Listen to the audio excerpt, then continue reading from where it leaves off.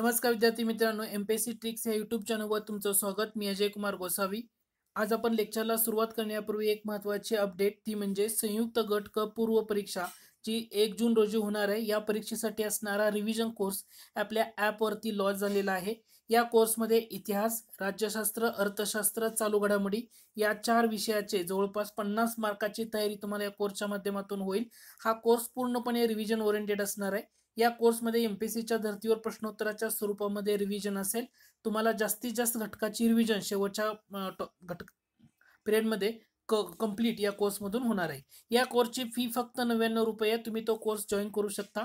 तो जॉईन करण्यासाठी आपलं ॲप्लिकेशन तुम्हाला डाउनलोड करावं लागेल. ते ॲप्लिकेशन तुम्हाला डिस्क्रिप्शन बॉक्समध्ये त्याची लिंक मिळेल. त्या ठिकाणी जाऊन तुम्ही ते डाउनलोड करू शकता. तर आज आपण वेळ न दवडता ॲक्च्युली आपलं जे लेक्चर आहे त्या लेक्चरला सुरुवात करूया. आपला पहिला प्रश्न आहे, सध्या चर्चेत असणारी एक योजना आहे. त्या योजनेला म्हटलं तर भारत निर्माण योजना. तुम्ही एमपीएससी मध्ये बघा, पूर्व परीक्षा घ्या किंवा मुख्य परीक्षा घ्या, ही योजना कायम विचारली जाते. भारत निर्माण योजनेच्या बाबतीमध्ये तुम्हाला विचारलं जातं. तर आता आपण एक एक प्रश्न घेऊया, कशा पद्धतीचे प्रश्न या घटकावर विचारले जात आहेत भारत निर्माण योजनेवर, तो आपण पाहूया. पहिला प्रश्न आहे तो म्हणजे वर्ष 2005-06 मध्ये भारत निर्माण कार्यक्रमाची सुरुवात पुढीलपैकी कोणत्या कारणासाठी करण्यात आली होती. म्हणजे भारत निर्माण कार्यक्रम हा कशासाठी सुरू झाला होता. एसटी मुख्य 2012ला विचारला होता. ग्रामीण भागामध्ये पायाभूत व मूलभूत सुविधा निर्माण करण्यासाठी. इथं दिलंय ग्रामीणच्या ऐवजी इथं शब्द प्रयोग फक्त चेंज केलाय, शहरी भागाचा केलाय. इथं म्हटलंय ग्रामीण शहरी काढलं आणि त्याच्याऐवजी देशामध्ये सामाजिक आणि आर्थिक म्हटले, पायाभूत सुविधा नाही, सामाजिक आणि आर्थिक पायाभूत सुविधा निर्माण करण्यासाठी. आणि चौथ्यामध्ये म्हटले फक्त सामाजिक असं म्हटले. आणि तुम्हाला काय म्हटले की भारत निर्माण कार्यक्रम कशासाठी होता. तर भारत निर्माण कार्यक्रम म्हटलं तर लक्षात ठेवा हा ग्रामीण भागामध्ये होता. म्हणजे 10व्या पंचवार्षिक योजनेमध्ये ग्रामीण भागामधल्या ज्या पायाभूत व मूलभूत सुविधा आहेत ना, या निर्माण करण्यासाठी याचा सुरुवात करण्यात आलेली होती. आता भारत निर्माण कार्यक्रमाचं महत्वाचं धोरण किंवा त्याचं घोषवाक्य म्हणतो आपण, खेड्याकडे एक पाऊल. काय लक्षात येते, लक्षात घ्या, खेड्याकडे एक पाऊल. खेड्याकडे एक पाऊल म्हणजे भारत निर्माण योजनेचं घोषवाक्य आपण म्हणू शकतो. याच्यामध्ये एकूण 6 घटक कन्सिडर केले होते. भारत निर्माण योजनेमध्ये 6 घटक. लक्षात काय ठेवायचं, परीक्षेला ह्या 6 घटकातलं काय येत नाही, यामध्ये काय येत नाही ते लक्षात घ्यायचं. आरोग्य घटक यामध्ये येत नाही, आरोग्य येतं का नाही, किंवा तुमचा शिक्षण घटक येतो का नाही, आणि याच्यावरनं तुम्ही उत्तर सोडवायचं. आयोगाला आतापर्यंत जे प्रश्न आहेत ना, हे 2 घटक जर लक्षात आले की आरोग्य आणि शिक्षण इलिमिनेट करून उत्तर काढायचं. मग तुम्हाला भारत निर्माण कार्यक्रमावर कसाही प्रश्न विचारला तुम्हाला तिथं उत्तर देता येईल. तर हा एक महत्त्वाचा घटक आहे, तुम्ही या ठिकाणी फोकस करा. मग आता आपण याच्यावर थोडंसं एक्सप्लेनेशन बघूया. खेड्याकडे एक पाऊल त्याचं घोषवाक्य होतं, मी जे ऑलरेडी आता तुमच्याशी शेअर करताना या ठिकाणी मी म्हटलं होतं, खेड्याकडे एक पाऊल. या ठिकाणी तुम्ही लक्ष देऊ शकता. आता आपण याच्यामध्ये ना घटक बघूया. याच्यामध्ये एकूण 6 घटक आहेत की ज्या 6 घटकावर या ठिकाणी लक्ष केंद्रित करण्यात आले असं म्हटले. पिण्याचं पाणी आणि स्वच्छता. पहिला घटक काय येतो, पिण्याचं पाणी आणि स्वच्छता. ओके, पिण्याचं पाणी, स्वच्छता, हे 6 घटक लक्षात घ्यायचे. ग्रामीण गृहनिर्माण येतो, ग्रामीण घर बांधण्याचा, गृहनिर्माण याचा अर्थ समजून घ्यायचा. ग्रामीण विद्युतीकरण हा सुद्धा घटक येतो, ग्रामीण विद्युतीकरण.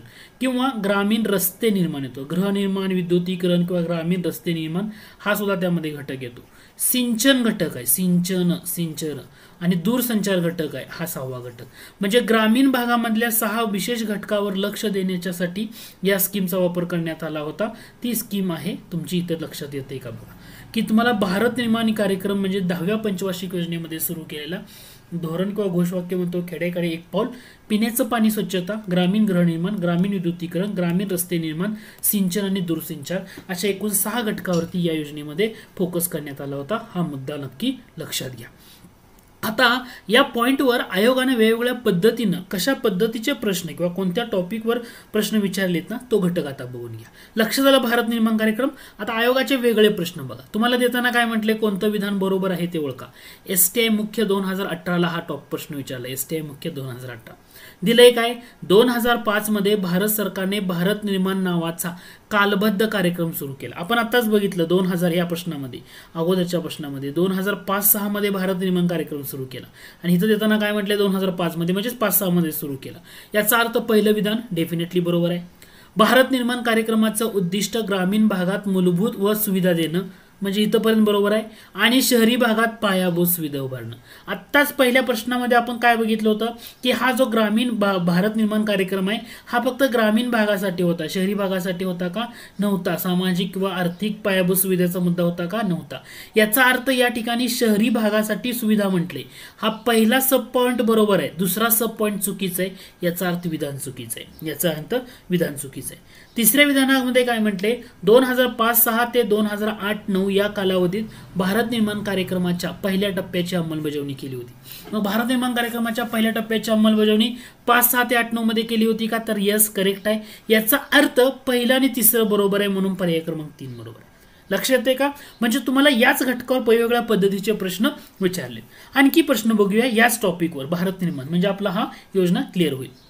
इथं बघा, भारत निर्माण कार्यक्रम 2005 यात ग्रामीण भागात, आता इथं पहिल्या 2 प्रश्नामध्ये ग्रामीण भागात की कशा शहरी भागात याच्यावर कन्फ्युज केलं. इथं काय म्हटलंय सरळ, भारत निर्माण कार्यक्रम 2005 यात ग्रामीण भागात पायाभूत सुविधा कोणत्या आहेत. म्हणजे तुम्हाला आता इथले 6 घटक जे म्हटलं ज्याच्यावर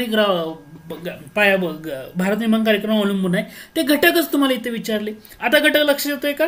ओके. आता इथं घटक बघा, जलसिंचन व ग्रामीण रस्ते येतोय का? डेफिनेटली येतोय.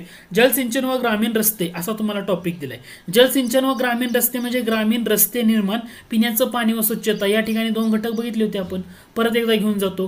कारण तुम्हाला रस्ते निर्माण दिले, पिण्याचं पाणी आणि स्वच्छता दिले, याचा अर्थ पहिला जलसिंचन आणि ग्रामीण रस्ते येणार आहे. ग्रामीण निवारा येणार आहे का? कारण ग्रामीण गृहनिर्माण या ठिकाणी तुम्हाला दिले ना, गृहनिर्माण या ठिकाणी दिले, गृहनिर्माण दिले, याचा अर्थ ग्रामीण निवारा येणार आहे.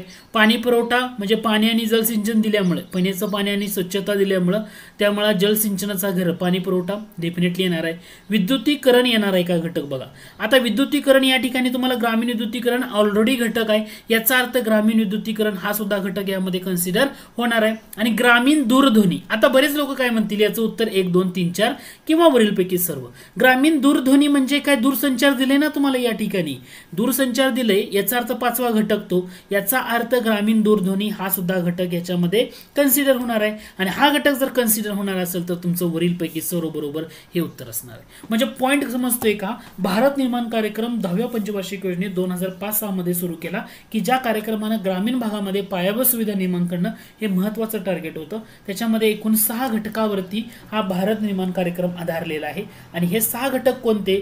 पिण्याचं पाणी आणि स्वच्छता, ग्रामीण गृहनिर्माण, ग्रामीण विद्युतीकरण, ग्रामीण रस्ते निर्माण, सिंचन आणि दूरसंचार, असे एकूण 6 घटक आहेत की ज्या 6 घटकावर हा महत्वाचा कार्यक्रम या ठिकाणी आधारलेला आहे. म्हणजे हा घटक तुम्हाला इथं लक्षात येईल. आता समजते वेगवेगळ्या पद्धतीनं किंवा हा महत्वाचा मुद्दा काय येतो. ठीक आहे. आता याच्यानंतर पुढच्या घटकाकडे जाऊया. आता भारत निर्माण कार्यक्रम खेड्याकडे एक पाऊल हे धोरणानं घोषित केला. 16 डिसेंबर 2005 रोजी लागू करण्यात आली. म्हणजे भारत निर्माण योजना केव्हा लागू करण्यात आली? 16 डिसेंबर 2005. आणि याच्यामध्ये येणारे एकूण 6 घटक कोणते? जलसिंचन होता. 2009 पर्यंत 1 कोटी हेक्टर क्षेत्रीय सिंचनाच्या सुविधा उपलब्ध करणे. या सब ऑप्शन्स म्हणजे तुम्हाला फक्त यातला कोणते घटक आहेत हे विचारलं जातं. जलसिंचन, ग्रामीण रस्ते, ग्रामीण निवास, ग्रामीण पाणी पुरवठा, ग्रामीण विद्युतीकरण, ग्रामीण दूरध्वनी. पण तुम्हाला हा आतला घटक विचारला जात नाही. पण लक्षात ठेवा 2009 कारण पहिला टप्पा होता. कारण एका प्रश्नामध्ये तुम्हाला इथे मी दाखवलं होतं, म्हटलं होतं की 2008-9 पर्यंत याचा पहिल्या टप्प्याची अंमलबजावणी झाली होती. लक्षात येते का? मग तुम्हाला याच्यावर प्रश्न विचारला गेला अलीकडे. 2009 पर्यंत 1 कोटी हेक्टर शेती सिंचनाच्या सुविधा उपलब्ध करणे बरोबर आहे. 1000 लोकसंख्या असणाऱ्या गावे व 500 लोकसंख्या असणारी अनुसूचित जाती डोंगराळ वस्ती रस्त्यानं जोडणे. रस्त्याच्या बाबतीमध्ये केंद्र सरकारनं सुरू केलेली योजना म्हणजे प्रधानमंत्री ग्राम सडक योजना येते. लक्षात येते का? प्रधानमंत्री ग्राम सडक योजना. आता प्रधानमंत्री ग्राम सडक योजना कधीची आहे? 25 डिसेंबर 2000 ची. 25 डिसेंबर 2000 साली सुरू केलेली प्रधानमंत्री ग्राम सडक योजना आहे. गरिबांसाठी 60 लाख अतिरिक्त घरं निर्माण करणं म्हणजे ग्रामीण निवास. 74,000 गावामध्ये पिण्याच्या पाण्याची व्यवस्था करणं. विद्युतीकरण म्हणजे राहिलेल्या 1,25,000 गावामध्ये विद्युत पुरवठा 2.3 कोटी घरांना वीज कनेक्शन वाटप करणं. हे पाठ नाही केलं तरी चालू शकते. इथं स्वल्पविराम आहे. उर्वरित ग्रामीण दूरध्वनी. फक्त काय करा, यामधला याच घटकाला पुन्हा एकदा फोकस करा. माझं सांगण्याचं तात्पर्य काय किंवा प्रश्न विचारण्याचा घटक काय हा फक्त समजून घ्या. जलसिंचन येणार आहे, ग्रामीण रस्ते येणार आहे, ग्रामीण निवास येणार आहे, ग्रामीण पाणी पुरवठा तो घटक असणार आहे, विद्युतीकरण असणार आहे आणि ग्रामीण ग्रामीण दूरध्वनी त्या ठिकाणी असणार आहे. म्हणजे हा पॉईंट तुमचा इथं क्लिअर होतोय. तर हा पॉईंट क्लिअर होत असेल तर तुमची ही योजनेबद्दलचं कसंही प्रश्न विचारले उत्तर तुम्हाला देत आहे. आता आयोगानं आणखी काय विचारले याच्यावर बघूया. आणखी एक प्रश्न बघूया. प्रश्न होता 2005-6 या कालावधीत सुरू केलेल्या भारत निर्माण कार्यक्रमात ग्रामीण विकासाच्या घटकावर लक्ष केंद्रित आले. ते घटक कोणते? आता तुम्हाला घटक विचारले. पहिला बघा, राज्यसभा मुख्यालय विचारला, कुठे विचारू द्या. पिण्याचं पाणी आणि स्वच्छता डेफिनेटली, ग्रामीण गृहनिर्माण डेफिनेटली, ग्रामीण विद्युतीकरण डेफिनेटली. महामार्ग बांधणीच्या बाबतीमध्ये या भारत निर्माण कार्यक्रमामध्ये कुठंतरी बघायला आलं का? आतापर्यंत आपण सगळं डिस्कस केलं, आलं का नाही? 1, 2 आणि 4 डेफिनेटली. तुम्हाला विचारले अयोग्य कोणतं? 3 अयोग्य. पर्याय क्रमांक 4 उत्तर असणार आहे. म्हणजे आज हा जो टॉपिक आहे हा खूप महत्वाचा आहे. याच्यातून एक गोष्ट तुमची क्लिअर होईल की भारत निर्माण कार्यक्रम विचारलं तर तुम्ही डेफिनेटली याच्यावर उत्तर देऊ शकताय. कसाही प्रश्न येऊ द्या, आयोगाचे आतापर्यंत विचारलेले सगळे घटक आपण या ठिकाणी पाहिलेले आहेत की तुम्हाला यामध्ये येणारे 6 घटक कोणते ते फक्त फोकस करा. भारत निर्माण कार्यक्रम म्हटलं, खेड्याकडे एक पाऊल धोरण आणि हे 6 घटक, पिण्याचं पाणी, स्वच्छता, ग्रामीण गृहनिर्माण, ग्रामीण विद्युतीकरण, ग्रामीण रस्ते निर्माण, सिंचन आणि दूरसंचार. एवढं जरी लक्षात ठेवलं तर या लेक्चरमधून तुमचा बराचसा भाग आहे ना तो क्लिअर होईल. ओके, आय होप हा घटक तुमचा क्लिअर झाला असेल. ठीक आहे, अशाच महत्त्वाच्या योजना आपण दररोज बघणार आहोत. एक दोन योजना अशा फोकस करत जाणार आहोत की जेणेकरून हा तुम्हाला दररोज थोडं रिवाइज यामध्ये होऊन जाईल. तर आजच्या भागामध्ये आपण इथं थांबूया. नवीन